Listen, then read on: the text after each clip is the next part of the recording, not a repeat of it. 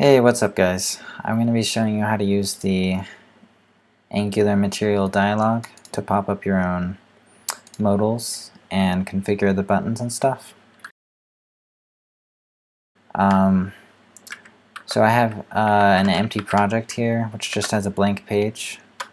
The first thing you got to do to make it work is you got to go in your app module and you got to go down here to imports and then type in mat-dialog module and then make sure it gets imported up here as well. Next thing you gotta do, you can get a starting place from the documentation here. Go to the first example and copy the portion that says open dialog. That'll be a function that we call inside of our HTML here. So I'm just going to put a button and it's going to call a function on click called open dialog, and then that function will be defined here in the TypeScript. So what their open dialog function does is it first makes a dialog reference here, but this .dialog doesn't exist yet, so we need to import mat-dialog. So I'm just going to copy that again from the example on the site. Mat-dialog, and it's going to auto import. Whoops, it goes in the constructor. Okay, yeah, so put that there in the constructor. And this object which it takes here is the component which you want as the dialog. So I'm going to have one generated for me. And then you don't have to provide a width. It seems to do pretty well without that, just automatically detecting the size of the component. And this next part is what happens after the dialog is closed. We can leave the log there, but I'm not going to do anything else. So I'm going to kill the server and generate a file, ng space g space c space my dialog, and then I'm going to include that here, my dialog, and then it's auto imported.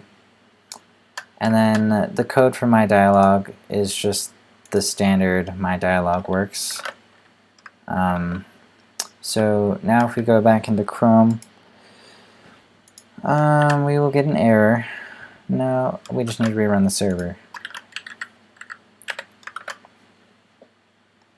Alright, that's back up. And our button's there.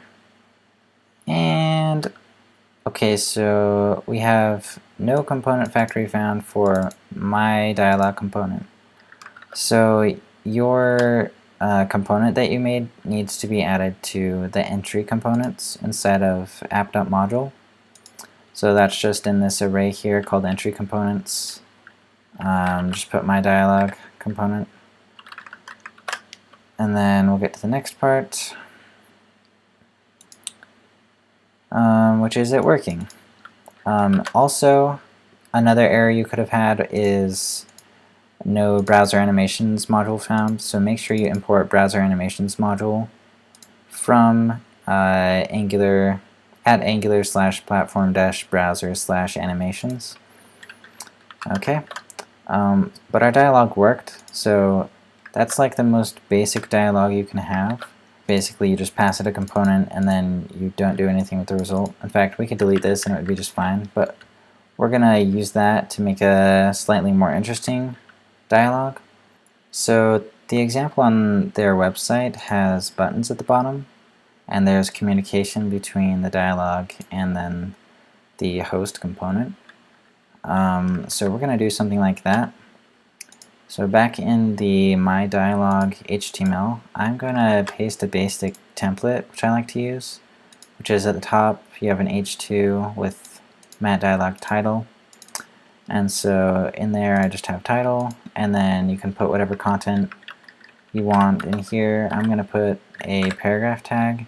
I'm going to say, would you like to save?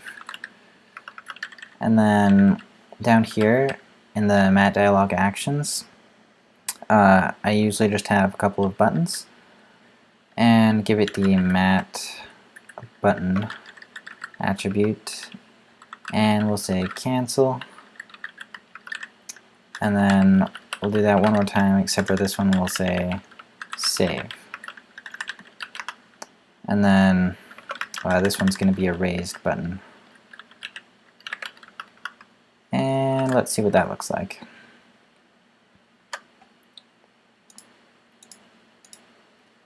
Okay, so this looks a lot better. Very simple. You can see the save button is raised and the cancel button is lowered. But the buttons didn't do anything yet, so let's go fix that. We have to go back into the TypeScript and place the following code into the constructor. We need the dialog reference, which I'm going to import, mat-dialog ref. And then this next component is the modal class, so my dialog component. And then this next part is for the data, which is passed back and forth between the dialog and the source or the host element. So first part is for like closing the dialog and stuff, and the second part is for the data. And I'm just going to import that again from Angular Material. Alright, so if we want to make a function called save, we can have this be called when the save button is pressed. So here we can just say on click, call save. And then our save function can also call close, but this time it'll be different than that attribute. It'll just be called by dialog ref dot close. And you can do whatever nonsense you need to do, save the document. And we can even pass back data here.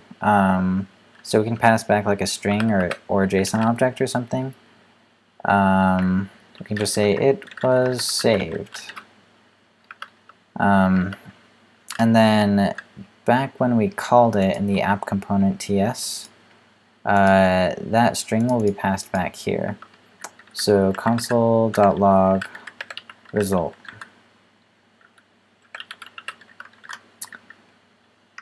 And let's try that out.